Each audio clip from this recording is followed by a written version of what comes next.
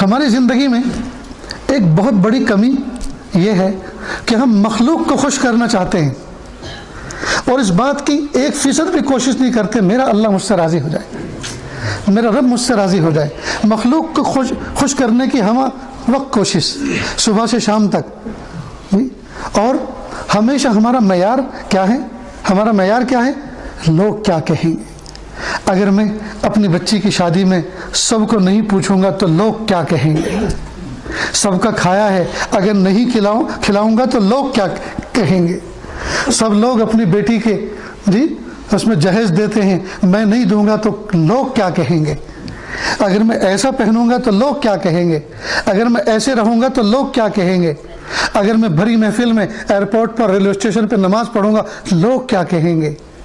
ये जो है ना, लोग क्या कहेंगे, लोग क्या कहेंगे, बस इसको मयार ज़िंदगी बनाया है। रब क्या कहेगा इसके बारे में कोई फिक्र नहीं।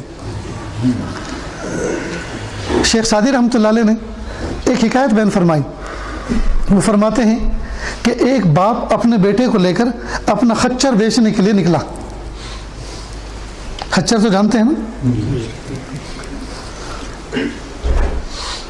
खच्चर बेचने के लिए निकला तो 3 अफराद थे, बेटा, बाप और खच्चर। घर से निकले, थोड़ी दूर गए, सामने कुछ लड़कियां, औरतें कुएं के ऊपर पानी भर रही थी।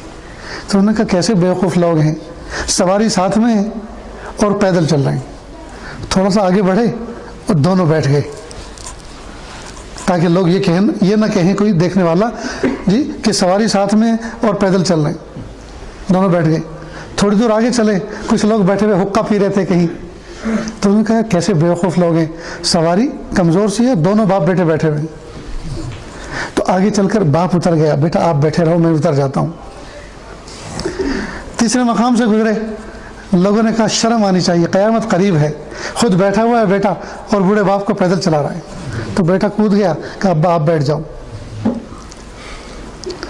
एक और मकाम से गुजरे, बाप बैठ गया था, तो वहाँ से लोगों ने कहा शर्म आनी चाहिए, खुद इतना बड़ा हो के सवारी पे बैठा है, छोटे बच्चे को चला रहा है।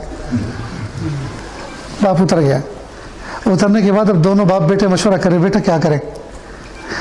दोनों बैठते तो मुसीबत, नहीं बैठते तो मुसीबत, तुम बैठते हो तो मुसीबत, मैं बैठता हूँ तो मुसीबत। लोगों की ज़ुबान तो रुकती नहीं, हर तरह से तनकीद कर रहे हैं, क्या करें।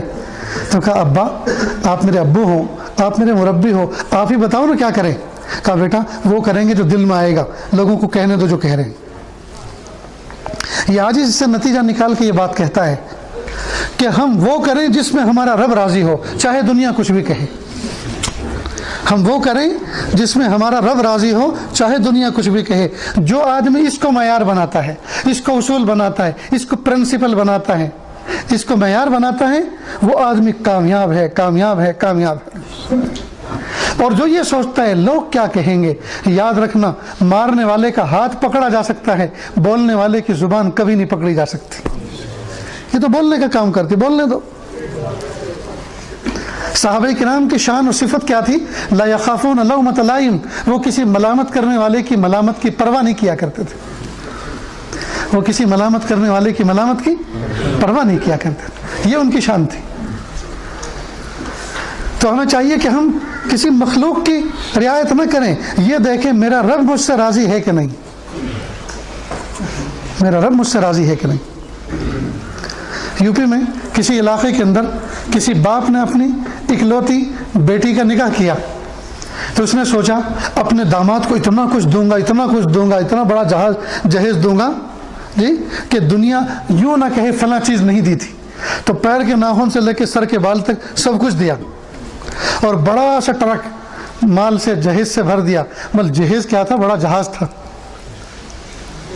अब पूरी बारात के लोग चले, दुल्हा मियाँ तो दुल्हन के साथ आगे कार में निकल गया। अब मोटर बाइक वाले, कार वाले आगे पीछे, ट्रक आगे जा रहा है शान के साथ जी।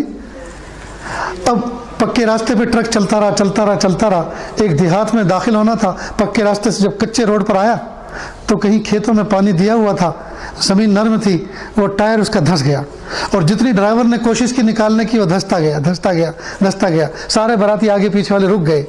और सोचने लगे कि भाई क्या करना चाहिए।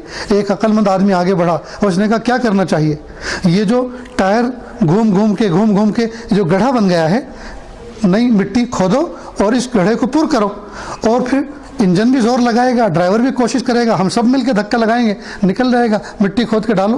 किसने कहा मिट्टी कहाँ से खोदे, कैसे खोदें? अरे उसने कहा है ना कि मैंने सब कुछ दिया है, ट्रक खोलो, इसका पीछे का ढाला खोलो, इसमें से फावड़ा तसला निकालो। अब वो जो खोला फावड़ा देख रहे तो फावड़ा तो था ही नहीं। तो फौरन कहा किसी ने, अरे क्या उसने क्या क्या दिया होगा, जब फावड़ा नहीं दिया तो और क्या दिया होगा? फावड़ा तो दिया नहीं, और क्या दिया होगा?